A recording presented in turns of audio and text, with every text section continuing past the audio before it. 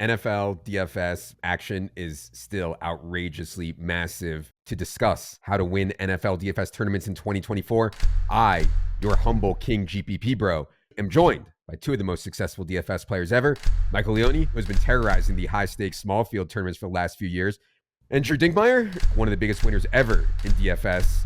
Show him the graph, Dink, why not? Profits over $3 million. First thing that I want to talk about most when it comes to playing DFS and DFS tournaments is game selection. This is a topic that is so near and dear to my heart. We're going to get into how to pick players and pick stacks and stacking and other strategy things. But in my opinion, the fastest and easiest way to raise your expectation in DFS is through game selection. I have an article up on the site right now about exactly how I'd allocate a bankroll of, say, $100 or $500 in DFS. But I really think people get caught up in the minutia and trying to replicate that too much. The basic principles of any time I think about game selection, it's simple. I'm going to enter smaller field size tournaments where we can realize our expectation faster. I'm going to enter single entry and 3-max tournaments where we can really hand build and maybe use sims if you desire to make and test the best possible lineups. I'm going to be very rate conscious. I'm going to seek out overlay. I'm going to find different sites that might overlay, have lower rate, find the contests that have the lowest rate. Even 1% can make a big difference. Look at payout structure. Ideally, 10th place payout is 10% of first, and then min cash is 2x your buy-in. Track results closely. We have the free bankroll tracker at the solver. Understand what you're doing well when you aren't. I use it constantly. But anyways, just as like an example, for week 1 on DraftKings, there are two $12 single entry fair catch tournaments on DraftKings. I think both are fine. If I was only going to play one of them, I'd play the one with 9,800 entries instead of 20K. Yes, the payout is less, but I'm more likely to realize my expectation. Also, that tournament has 15.1% rake, whereas a lot of other tournaments are 16.1, 15.9% rake, etc. So I know I've said a lot there, guys. I think Dink is out there blasting in most of the MME stuff, and really everything, I guess, Dink. Maybe you're not the best person to ask about game selection, but how do you think about game selection here on a week-to-week basis in NFL DFS? Well, since I do blast in a lot of different areas, I will say I think the thing that most people don't take the next level of game selection in thinking is that also the type of contest that you're choosing should really heavily influence the way that you're playing in terms of the lineups that you're building. And we'll infuse some of this throughout the content in today's episode, but the level of correlation that you have, the level of risk you're taking in terms of the lineup that you're inputting should be impacted by how many of your opponents you're trying to beat, and should be impacted by the payout structures of the contest that you're playing in as well. So it's not just going ahead and selecting the contest that you think you're going to be most suited to do well in and be able to realize your expectation at a more consistent level. It's also understanding how that selection of a contest is really the first step in a process in building a lineup entirely, because it's understanding you're trying to fit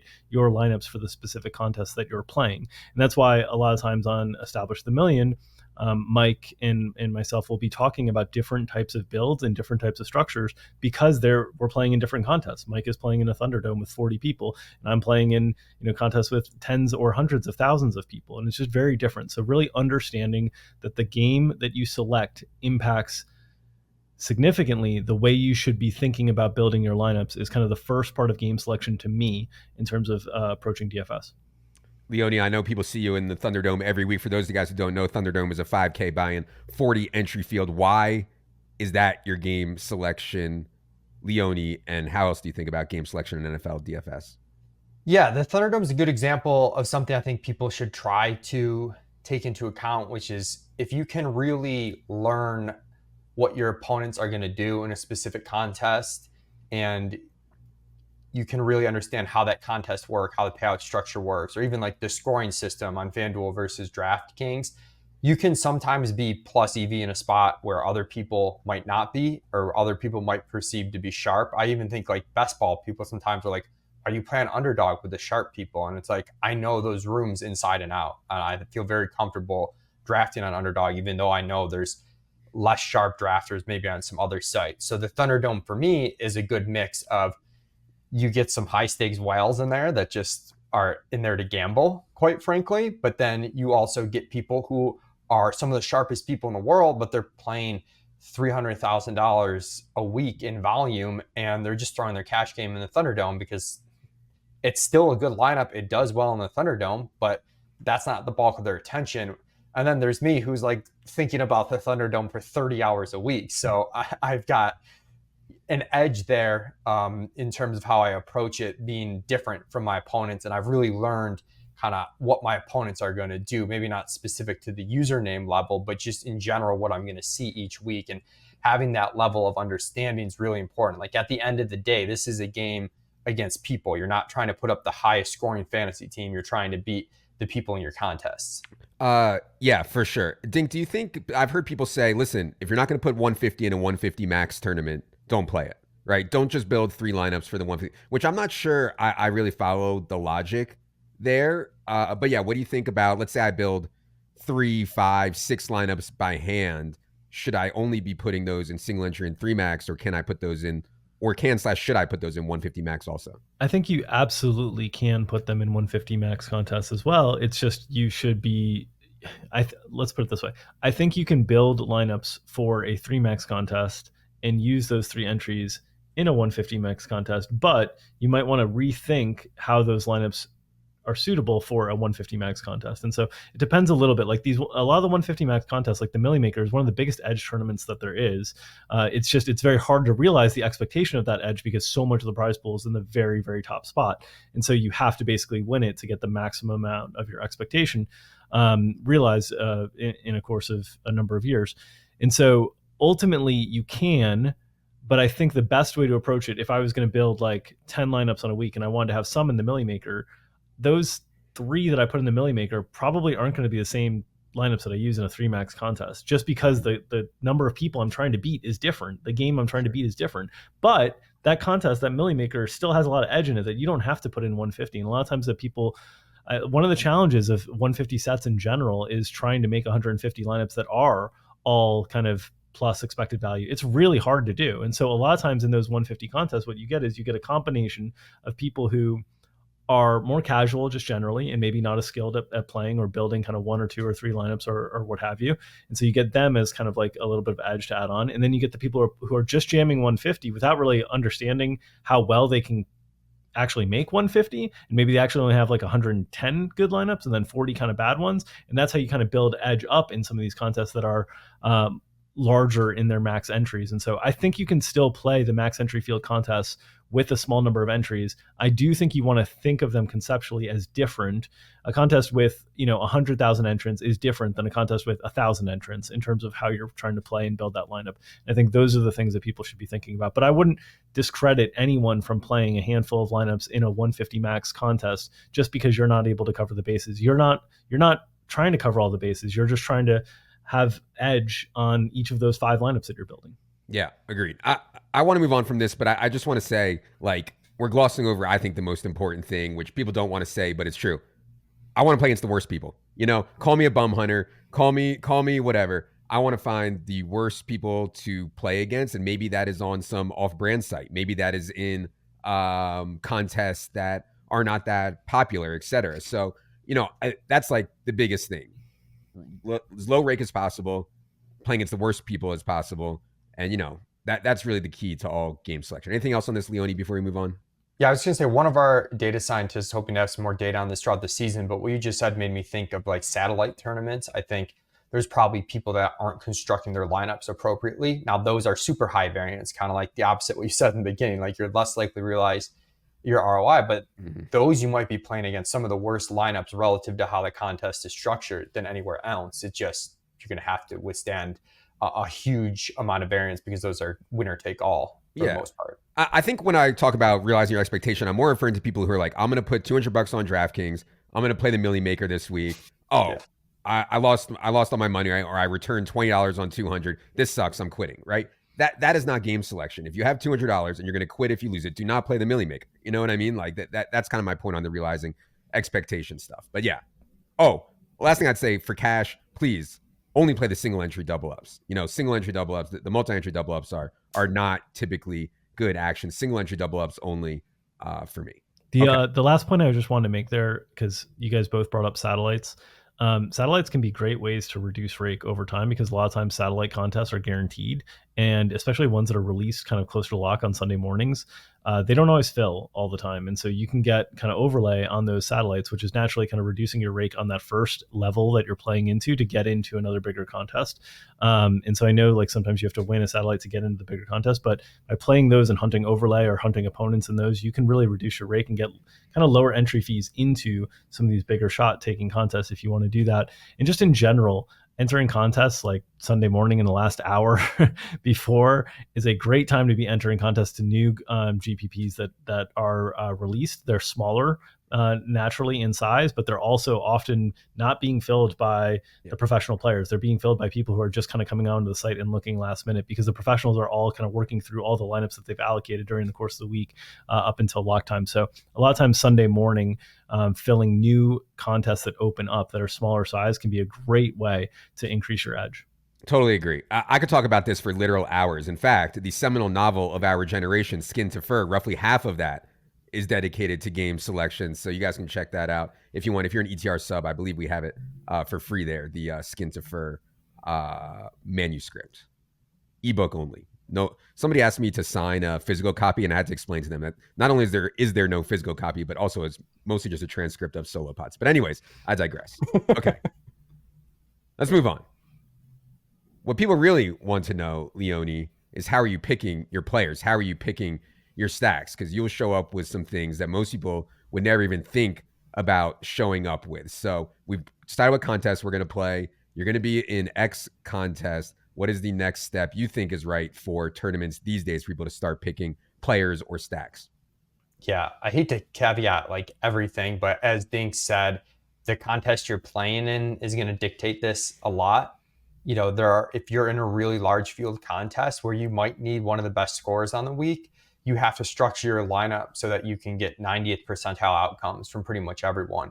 If you're in a Thunderdome scenario like me, you're playing in a 50-person field, 100-person field, even 200-person field, you don't need that absolute nut score, and you can actually increase your correlation a little bit and say, you know, make a double stack where one of the receivers goes off, your quarterback is carried along with it, and then the second wide receiver is good enough, doesn't sink your lineup. And not that you can't win a million maker with a double stack, because there are examples of that, but just as an example, in a million maker setting, you might need the alpha single stack that goes nuts, and then an uncorrelated wide receiver that does better than that wide receiver too, to get the true ceiling. So think about the contest you're in. For me, as far as picking stacks players, I do like to use the solver sims, like roll through stuff, you know, but my first starting point is the ETR projections. You know, I'm looking at the ceiling of the pass catchers, what we're projecting for their ceiling and what their ownership is going to be, and start whittling it down that way. And then I like to just test combos with pricing, what I can fit, what goes together. A little bit of a vague answer, but it really is pretty dynamic week to week. One thing I'll add to that is, and I know you've got on our list talking about rushing quarterbacks. I do in the smaller field tournaments, most of the time prefer a pocket passer when I can, just because the correlation is usually a little bit stronger with the pass catchers. And we've done ceiling a few different ways over the years, and every time we've done it, we come to the same conclusion, which is relative to their base projection, the pocket passers actually have a higher ceiling oftentimes than the pure rushers. You know, I'm not talking about like Josh Allen and Jalen Hurts who do both, but I'm talking like Jaden Daniels versus, you know, Baker Mayfield's probably Jaden Daniels versus like a Tua type on a given week. Jaden Daniels might project for more because of his rushing, but Tua will have a higher ceiling because he's more likely to throw for a lot of yards, a lot of touchdowns. His teammates come along with that. And I think we think about that wrong sometimes in terms of the rushing quarterback. So I would want a really good discount on the ownership to play like a naked running quarterback. Yeah, well, that's interesting because a lot of people are playing rushing quarterbacks because cash lineups often include a lot of rushing quarterbacks, which raise the floor for sure. I think, Dink, a lot of people just eyeball this, right? Like they go to ETR, they look at the players, they look at the ownership, they're like, oh my God, AJ Brown at 6%. That's a smash GP play, right? And they're just eyeballing it. I'm sure there's a better way to do it. Of course, you can run this stuff through the solver, but yeah, how do you think about picking players or picking stacks once you decided what contest you're in?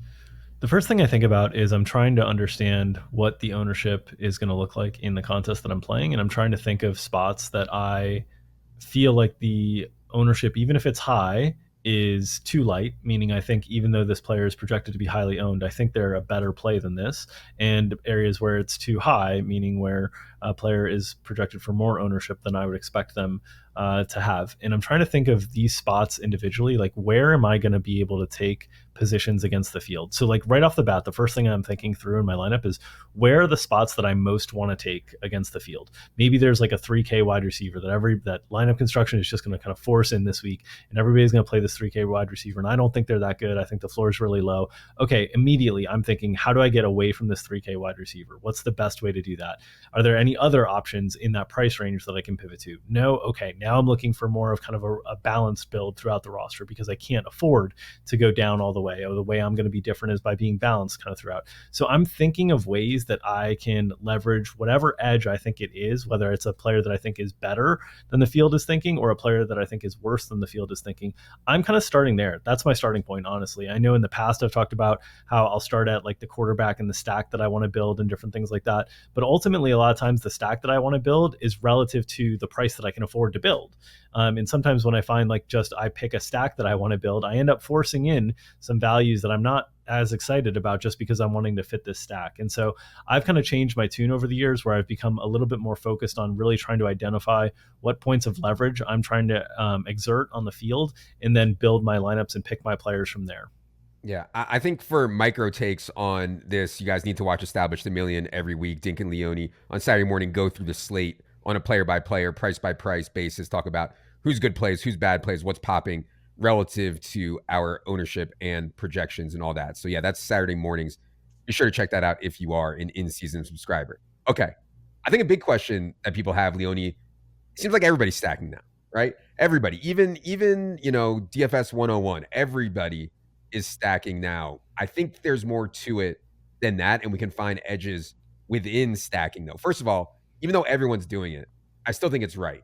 Even if you just want a single or you want a double, I still think that stacking, for the most part, maybe not in every single situation, but for most situations, stacking at least one pass catcher with your quarterback is right. I still think that people are messing up, though, in a lot of spots.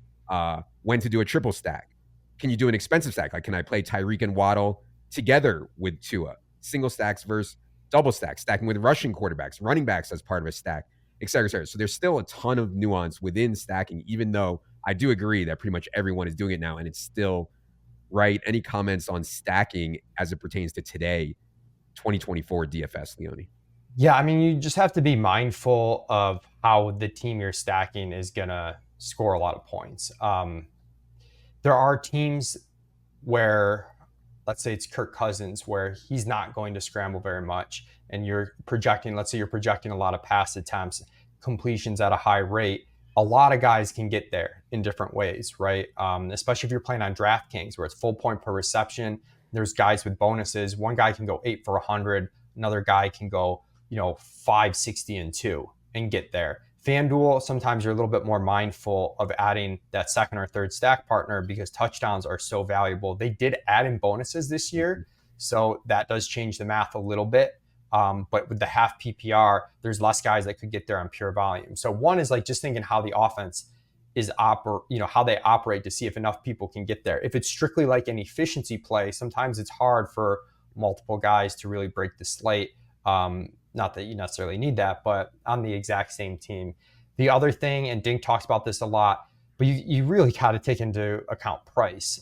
There's times where I'll triple stack on DraftKings where I've got 2 mid-tier wide receivers and a cheap tight end because the amount of points realistically that I need can be achieved by those 3 players.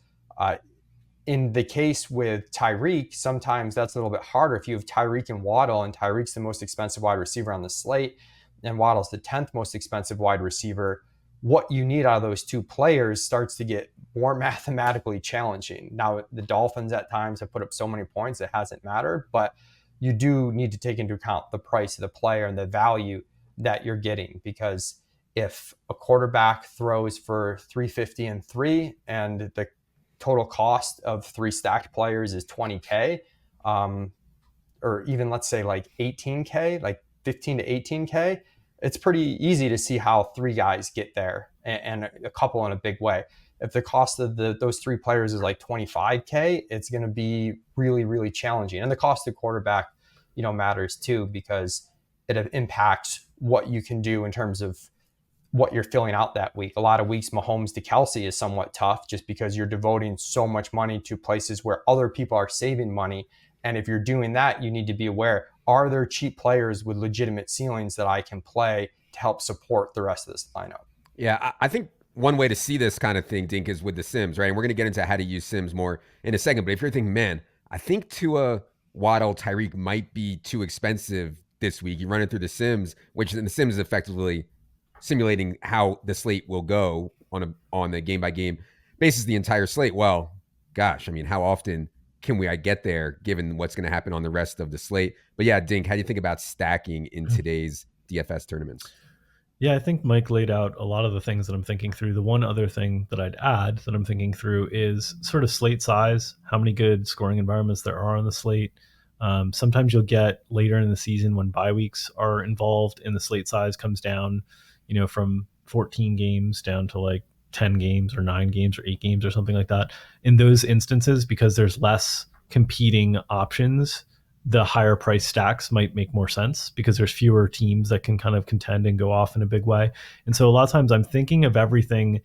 It's hard to describe because I know people want like cookie cutter responses and they want rules of thumb, but I'm thinking of everything in context to one another. And so I'm thinking of how many options are there on the slate that I need to beat? How many other stacks are competitive at that price point? How many cheap players are there that have enough ceiling that aren't going to be overly owned that I'm going to be able to fill this lineup out? And really those kind of individual decision points are made in relation to all of each other. So for me, a lot of times I mentioned like if there's a cheap wide receiving option that I really, really like on the slate, then I can maybe get into some of these higher price stacks. But if there's not, even though I really love this high price stack and there's 14 games on the slate or 13 games on the slate, and there's a bunch of other high price wide receivers on the slate, it's going to be really hard for me to get 2 30-point performances from two wide receivers on the same team. So I'm thinking of it in the context of like, how likely am I going to run into things where if I get it right, it still doesn't help me enough. And there's a lot of times I remember 2 years ago that I would flag plant AJ Brown, and he had this one incredible week where he had like 150 yards and 3 touchdowns, and he wasn't even in the winning lineups in the slate because another top tier wide receiver just outdid him. And so I'm thinking of constantly with the stacks that I'm making and the price I'm allocating to them, how many different ways can I get beat on this in a way that like I want it. The thing that I most want to do is get rewarded when I'm right. If I'm right on this thing, how much do I separate from everybody else? And that's kind of the way that I'm thinking through, both in terms of ownership, in terms of price I'm allocating to a stack. And that's the way that I think a great tournament player will adapt to being able to differentiate themselves amongst their peers. A couple micro things on stacking, Leone. What do you think about naked rushing quarterbacks? Like, would you play Anthony Richardson stone cold naked? And if so, in what kind of contest would you do so? I would, again, but I really probably want a situation where the ownership's going to be depressed. Like it'd be hard for me to play a naked Anthony Richardson into ownership, barring some sort of pricing error sort of thing. I did that a couple years ago when Jalen Hurts made his first start for Philadelphia. I played a 5K naked Jalen Hurts. Everybody was afraid to play him. Me and Wiggins were playing him. I remember in the 4K satellite at 4% owned this guy that was really underpriced for his rushing upside. And then I was able to sort of stack another game alongside it that had pure pocket quarterbacks that were more expensive. So I basically stacked, I think at the time it was like a Chargers-Falcons game between Matt Ryan, Phillip Rivers, 2 quarterbacks that didn't have the rushing upside that were more expensive than Jalen Hurts. So I just needed Hurts to match them really. And then even if their stacks went off, it worked. But it is a tricky needle to thread where you need those quarterbacks with the stacked players to do well, but not so well that they're absolutely necessary. And they outscore the quarterback that you chose. So I really want an ownership discount. And I do want probably that dynamic where I can still stack a game alongside it. it just with expensive quarterbacks. Sometimes the Chiefs with Mahomes are a good example of this, where it's not worth it to pay all the way up for Mahomes. Yep. Yeah, I think it would be a rare case for me to do something like that. Naked Dink, what about running backs as part of the stack? I think we've looked at this pretty closely, and it's like neutral correlation between quarterbacks and running backs. It's not like bad, and obviously it gets better and better as you get better and better pass catching running backs. In other words, Purdy, CMC, Goff, and Gibbs is way different than Lamar and Derrick Henry or something like that. But yeah, I know you're not grouping it out when you're doing 150 sets, but for hand builds, how do you think about quarterback and running back together? The way that I think about it is I think about the price combinations. So right off the bat, you mentioned like Purdy and CMC, right? Well, if I'm going to throw a pass catcher in there, a lot of Purdy's pass catchers are usually kind of higher price. Kittle is higher price relative to a tight end spend that you'd have. Debo and Ayuk are often towards a higher price as well. So if I'm doing that, it's probably in a smaller field contest, right? It's probably not in the largest of large field contests. Or if I'm doing that, it's probably on like a smaller slate, like a playoff slate or something where there's fewer games and there's fewer combinations. But once you get the really high price combination with the running back and a wide receiver or tight end, it starts to become more of a smaller field option for me. So I'm always thinking of it in the context of the price of the combination of the players and then the field size that I'm playing in. There are situations where you might get like kind of a upper mid-tier quarterback with, let's say, a 5K running back, which has been about the floor the last few years in terms of like playable running backs, where it's like the cheapest running back on the slate. And so he might not be the cheapest player on the slate, but he's like one of the cheapest running back options. And I'm like, okay, this is actually a way I'm saving money and getting correlation. I love saving money and getting correlation. That's one of my favorite things in DFS NFL, whether it's at the tight end position or it's at the running back position. And you want to think of it in relative cost to other players at their position, because this is why the like Kelsey stacks get tough to do, is because you're spending so much relative to the cost at the tight end position for everybody else. So I think of it in the spectrum of the more they're a pass catcher, the more I'm likely to do it. The cheaper they are, the more that I'm likely to do it. The smaller the field contest, the more that I'm likely to do it. In the inverse, the less they are as a pass catcher, Derrick Henry with Lamar Jackson, that's probably never happening for me. The more expensive they are, the larger the field contest is probably not happening for me.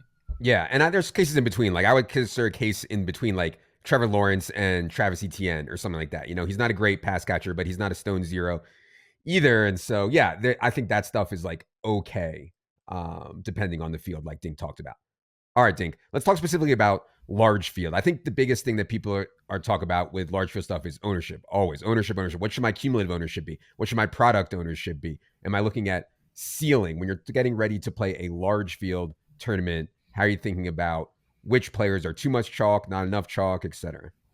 Yeah, so the cumulative and, product ownership, a lot of people want like a specific number. I would say a range that I'm using on a week-to-week basis would be like 80 to 125, 130 is kind of a range. It's a wide range, but that's a range. And the reason it's a wide range for me is because, again, the first decision point I'm making each week is like, of this chalk, how good do I think it is? If I think it's like really good chalk and it's going to be quite owned a bit, then my ownership constraints are going to go up because I'm going to want to allow more room for these players to get into the lineup. If it's really questionable chalk, I'm going to bring it down a little bit and like naturally kind of force away from those players. So ultimately, it's slate by slate in terms of the way that I'm approaching it. I think of the instead of thinking about the construct of like what specific numbers am I looking for, the way that I'd try to encourage people to think through it is really what are the levers that I'm pulling to get to the top. And the larger the field, the more levers I need to be able to pull to get to the top. And low owned players with ceiling that can really like break things, like some of these high priced wide receivers that just get lost in the shuffle and whatnot, but they can go for like a 45-point week that can break everything. That's a really strong lever to pull, because when it hits, you are really accelerating up the field versus everybody else. Fading a player with a really low floor, that's a really strong lever to pull, because when it works and they're highly owned, you move up the field pretty quickly. And so you want to be able to pull a couple pretty heavy levers to get to the top of a really, really large field contest. Sometimes that can be done in tandem. You can pull multiple levers at once by just a cheap stack, an unowned stack, or a lightly owned stack that you now have a quarterback that's underowned, a wide receiver that's underowned, a tight end that's underowned. That right there, you're pulling a couple of levers across.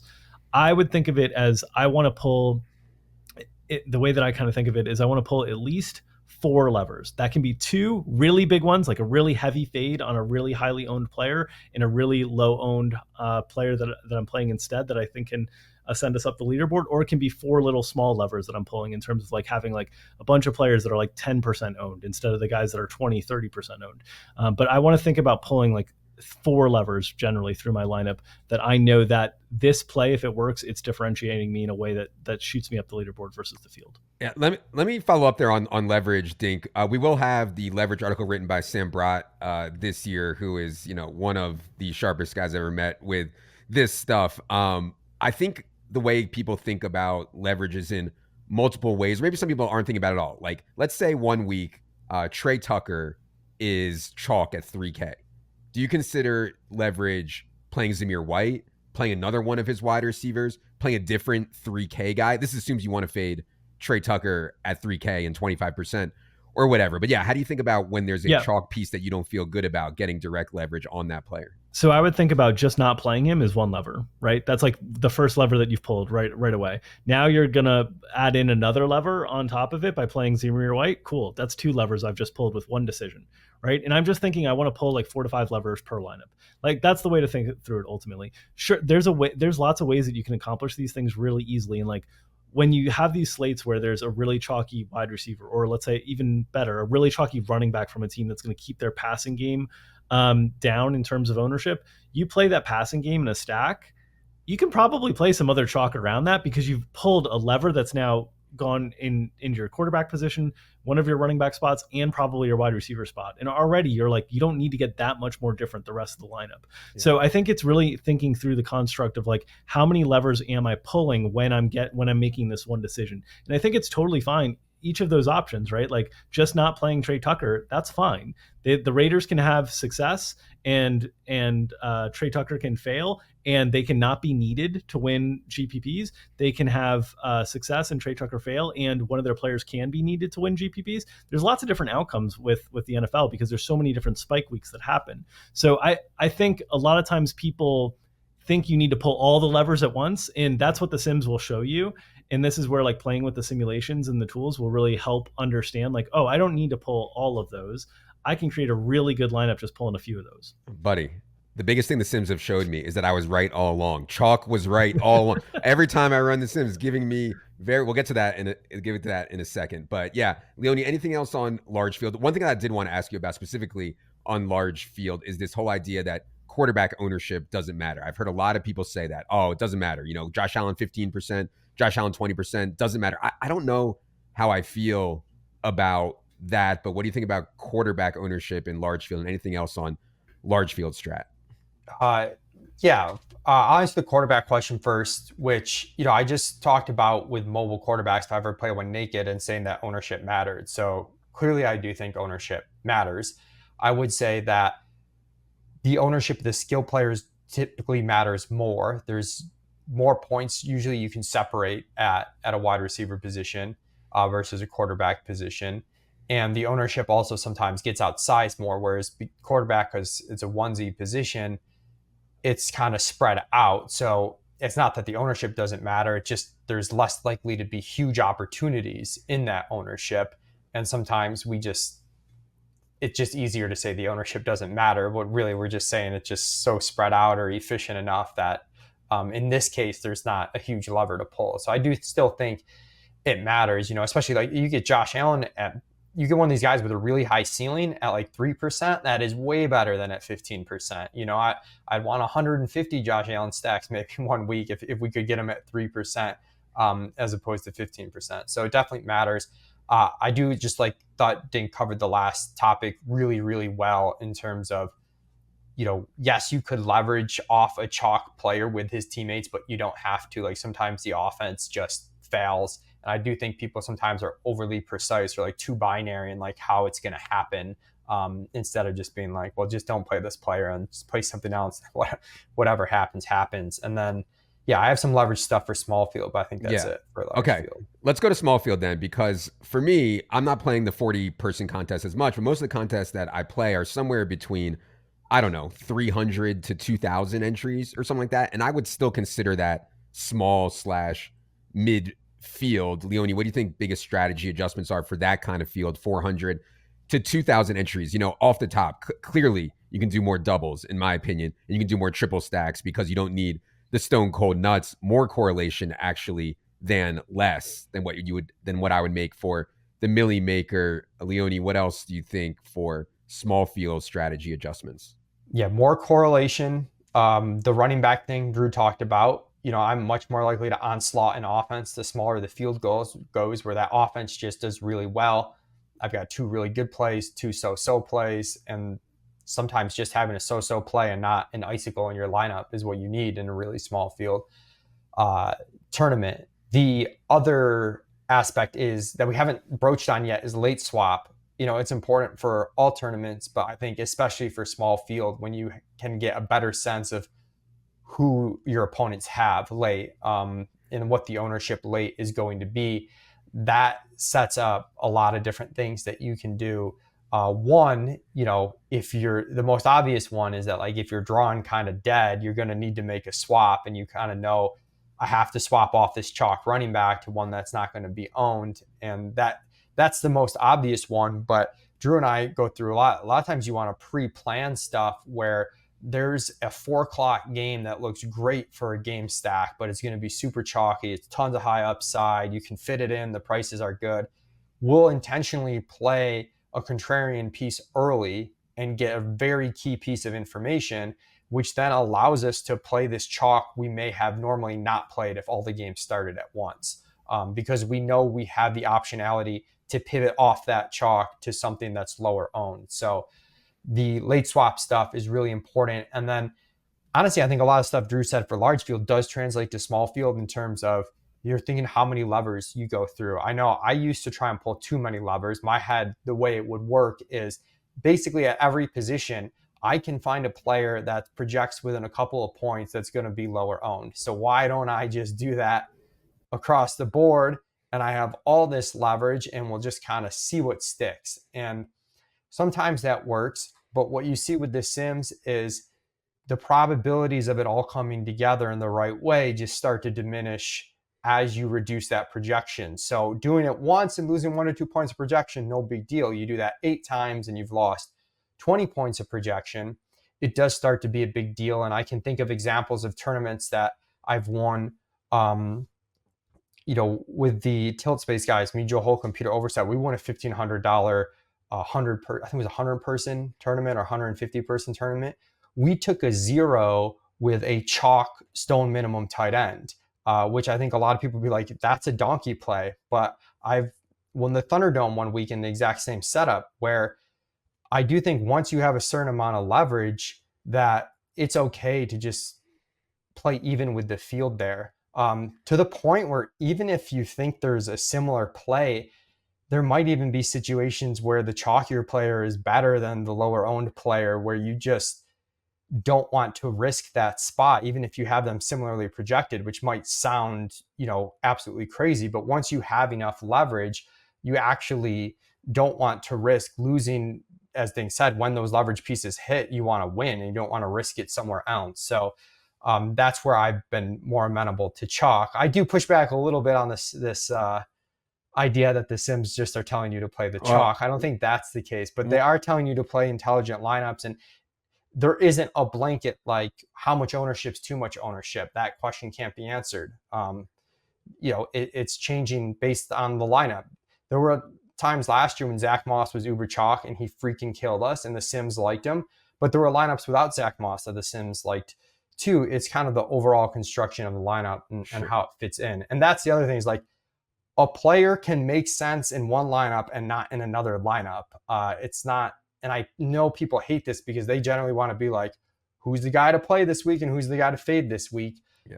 But it's really about building smart lineups for the contest. One thing that I did notice in The Sims, and we're going to get to that for the last part here in a second, a lot of times really liked chalk defense, and a lot of times really liked some chalk cheap tight ends. Do you have a read on why that is, Leone? Is it just the stuff that you just said, or is like because sometimes when we had a defense projected for like 2 points or 1 point clear than everyone else, and they were going to be 2,800 and 30%, a lot of times Sims like that, which to me in the past, I'd be like, oh my God, I could never play a 30% Yeah. defense in a tournament.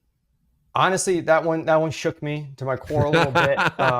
And it was funny. Ricky D, who's a really good player and kind of friend of ETR, who does his own sims, was getting similar results, I'm pretty sure, unless I misunderstood him. I don't want to misquote him, but I thought he was getting similar results doing sims in a completely different way than we are. Yeah, so I just have conjecture. And that's the thing where the sims help, is like, there are things our minds just can't comprehend, right? Like going from a 200 size person to 100 size, how it changes things. Like it assuredly changes things, but we don't know. Like we can't do that math in our head. And like, do I play this second stacked wide receiver, or do I play another wide receiver that's uncorrelated but projects for 1.5 points more? Like what's the break even? And that's where the sims help us. So my conjecture on the defense thing is that maybe it's like so volatile that a lot of these outcomes just end up not mattering. Like these defenses aren't owned a lot. And then the the majority of the time, the chalk defense is the best defense, and it's not worth sacrificing those points the majority of the time, even though it's really volatile on the high end. And there's going to be maybe a 1 to 2% owned defense that goes off. It's like, what are the odds that you picked the correct 1 to 2% owned defense, or that the field that did have that 1 to 2% owned defense had the right players around it? But that's, again, me speculating a bit there. Okay. Go ahead, Dink. I think this really comes down to opportunity cost, and the opportunity cost at a defense position. When you look at the end of the week, how many defenses are really going to like make a difference on the player pool? There might be one, there might be two. So a lot of weeks there's none really, where like everybody's scoring around 10 to 15 points and like 15 below points, and it doesn't matter. And also the gap in those points, right? Like a really good defense has like 16 points, right? Someone else has 7. That 9-point gap, that 9 points is a lot, but the gap between like a good wide receiver and a great wide receiver in a week is 20 points, right? Is like 25 points sometimes. Like there's good wide receivers or good running backs that will go for like 35 to 40, and then the good scores are like 15 to 20 in these other spots. So you're making up more points at these other spots. Same thing with the tight end position. There's just there's not a lot of opportunity cost, because not a lot of tight ends actually are adding value on a given slate. There's plenty of weeks where tight ends don't even score double digits, most of them that are played. And so I think what the sims are saying in those situations are, so many times this position doesn't really matter, that you might as well take kind of the cheapest, well-projected way out, right? Which I know, Adam, That's been my thesis. I am the sim. That has been my thesis for a decade. It's exactly it. And I would say the sims, I think, support that notion. The other thing that I would say along those lines is, key to winning tournaments right here, you can't miss a wide receiver. You can't miss a wide receiver. You can't win big tournaments with a meh wide receiver score. You can win big tournaments with a meh defense score, with a meh running back score, with a meh tight end score. Wide receivers, the high end scores of the week, where they come from, usually the wide receiver position. So that's another thing when you were talking about like the Anthony Richardson naked situation or different things like that. I would think really long and hard whenever you're making a stack about how confident are you in that wide receiver having upside relative to their price, because like a 3K guy getting you 15, that's great. But that can really like separate at the position, because you really cannot afford to miss at wide receiver most weeks. Okay. Last thing I want to get to is how to use this stuff. We've kind of danced around it a little bit. We talked a lot about the sims on the solver. I want to talk about how to use it. Well, I guess first, Leone, we should tell the people high level. I'll try to give a high level explanation of exactly what they are. I don't want to get into the weeds here. We'll just give the 10-second elevator what the sims. Are you sure you should do that? No, I'm not. And this is why I'm going to do it. And you're going to correct me, but I'm going to give an example of how we can do this in 10 seconds. The sims are taking ETR data and projections and running out the slate 10,000 times. I believe we're doing maybe 20,000 this year. I don't remember.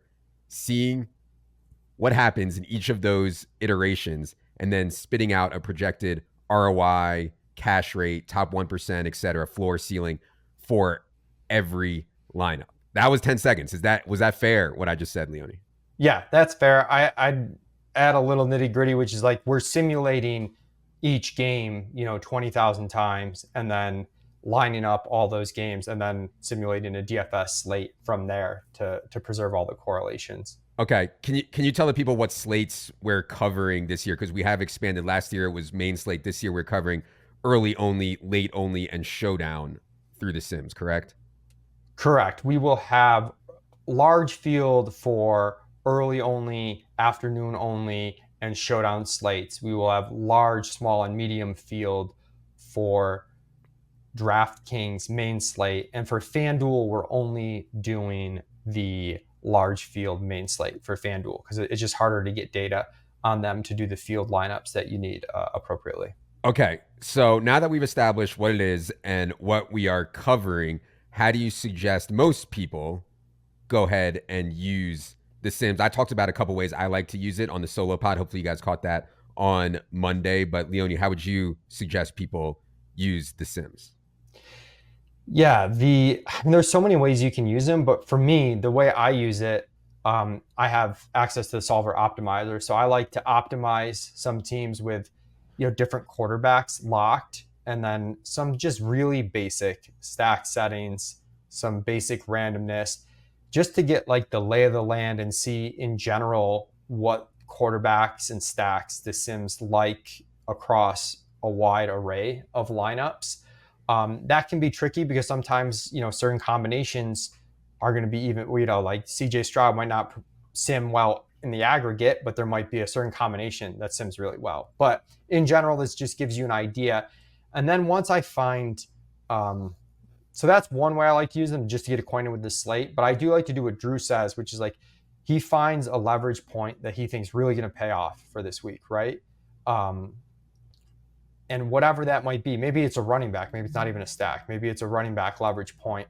I will lock that player and run different lineups with that player and sim them and just kind of start fooling around with combinations, getting an idea of like, all right, in this tournament, how much correlation do I need? How contrarian do I have to be? So sometimes I'll run some lineups with rules that say, give me at least 2 players under 10% owned, and then see how those lineups sim versus when I take that rule off and I sim chalkier, and kind of just play with it until you get stuff that, you can take your stand, but then also incorporate what the Sims are telling you in terms of ROI. One change we did make this year is you will have the ability to edit the Sim projection.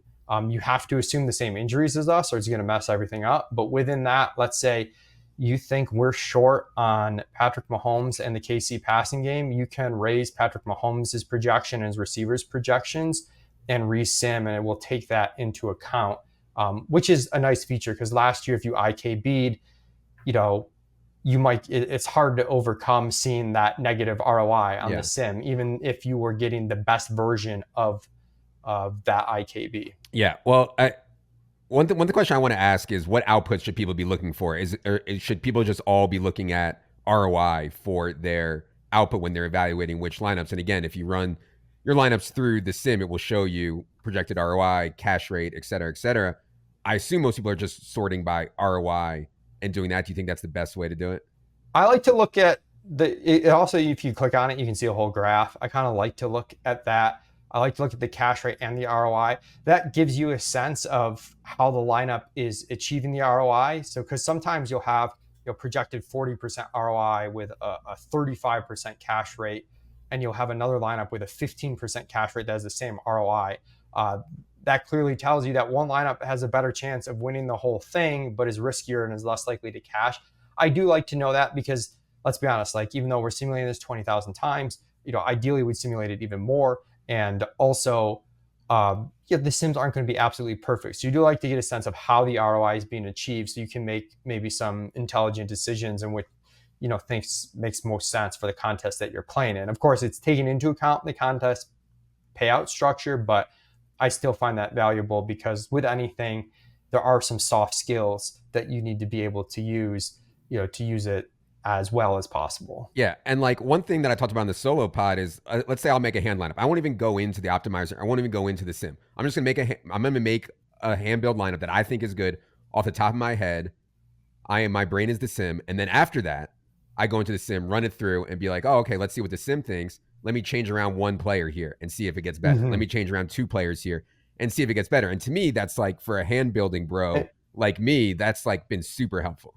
Yeah. And I think that is really well said too, where you have an idea of what you want to play, and then you can kind of, that's where you can start isolating variables a little bit too, where it's like, do I take this low owned running back and sacrifice 2 projected points?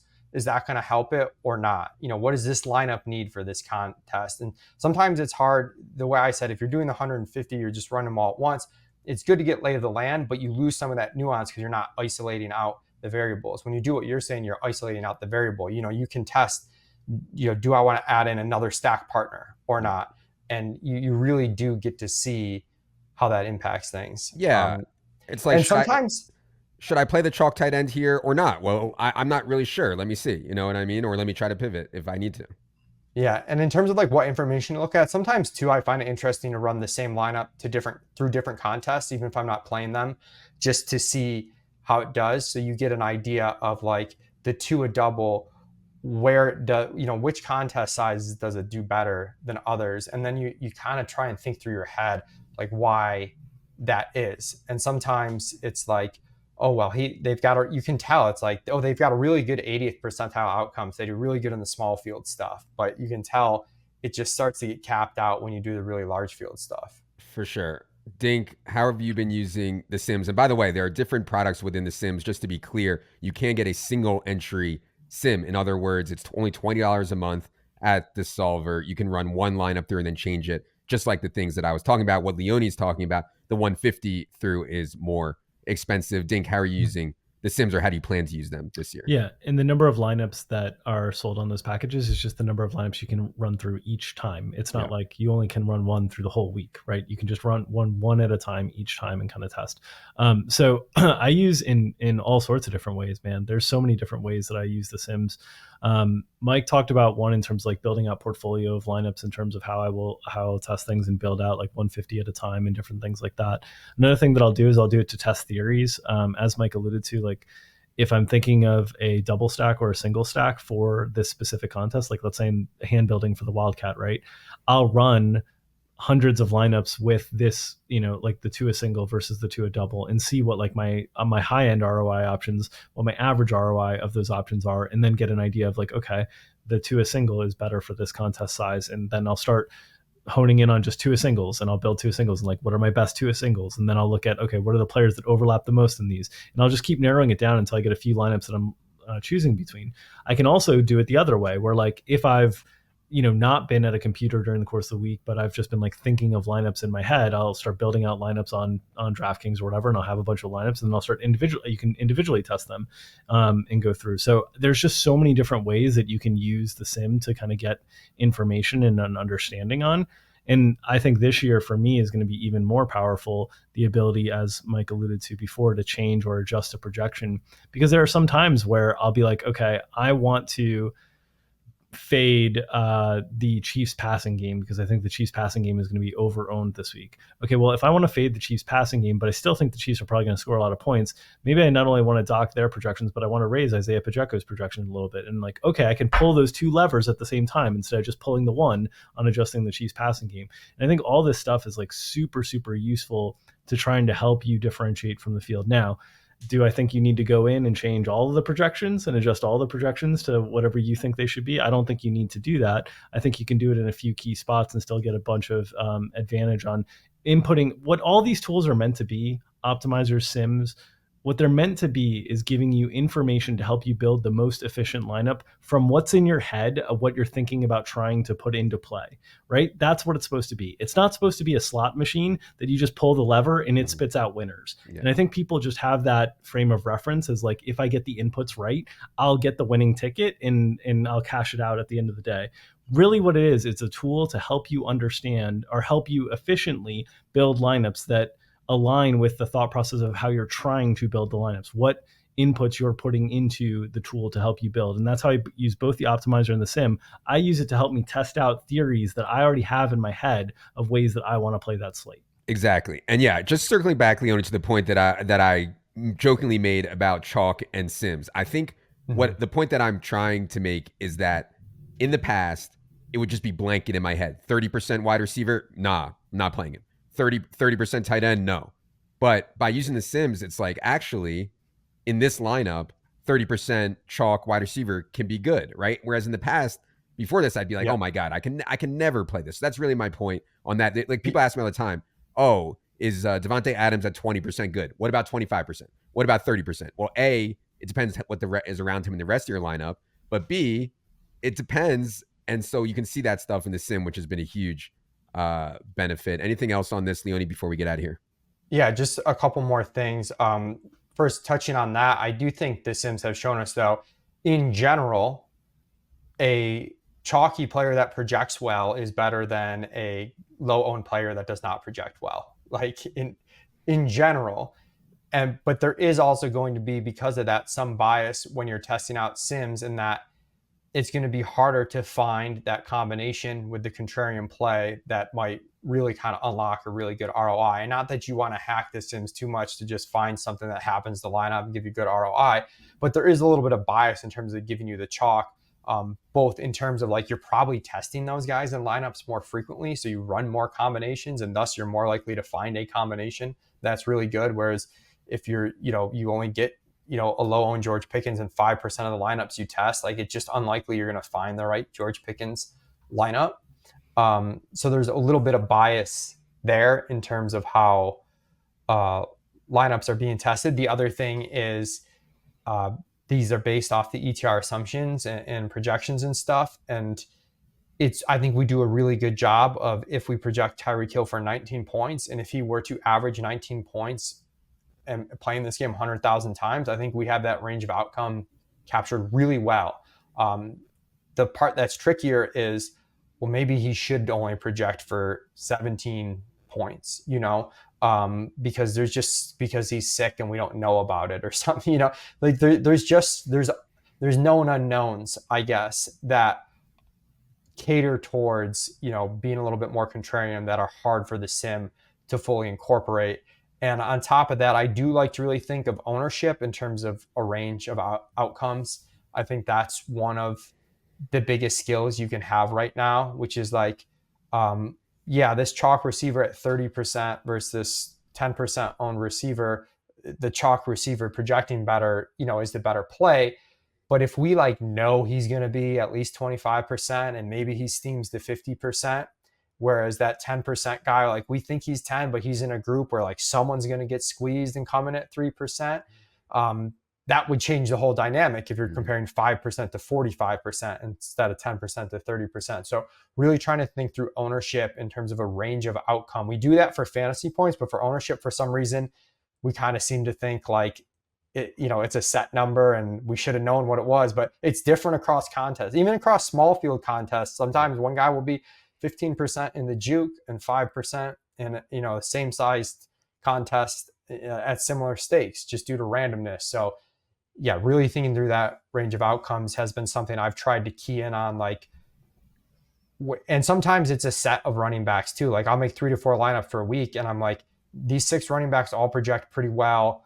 They don't sim well because we're kind of averaging their ownership to 10%, but one of them is going to come in at 2. I might play all 6 of those across different lineups, knowing that one of my lineups is going to hit the one that's 2%, and that's going to be a really plus EV lineup. Okay. We could talk about this for, days. We could have a whole show, a branch of, a spin-off of the show where we just talk about DFS strat all day. One of my favorite things in the world to discuss. Hope you guys enjoyed. Remember, if you do want to sign up for Optimizer or Solver stuff and you're an ETR in-season sub, go to the establishedrun.com, go to subscribe, find the link in the Solver there, use your ETR email address, and that way everything will auto sync from ETR over to the Solver when you do that add-on that way. Great time to be alive. Thursday, Showdown. Cody's article is already up. Projections will be going live very, very soon for the entire week 1 slate. I know I joke a lot, but it really does make me feel happy to be alive. I don't always feel this actually really does make me feel happy to be alive. For Dink, for Leone, producer Ryan, for producer Luke, I am Adam. Good luck, everybody.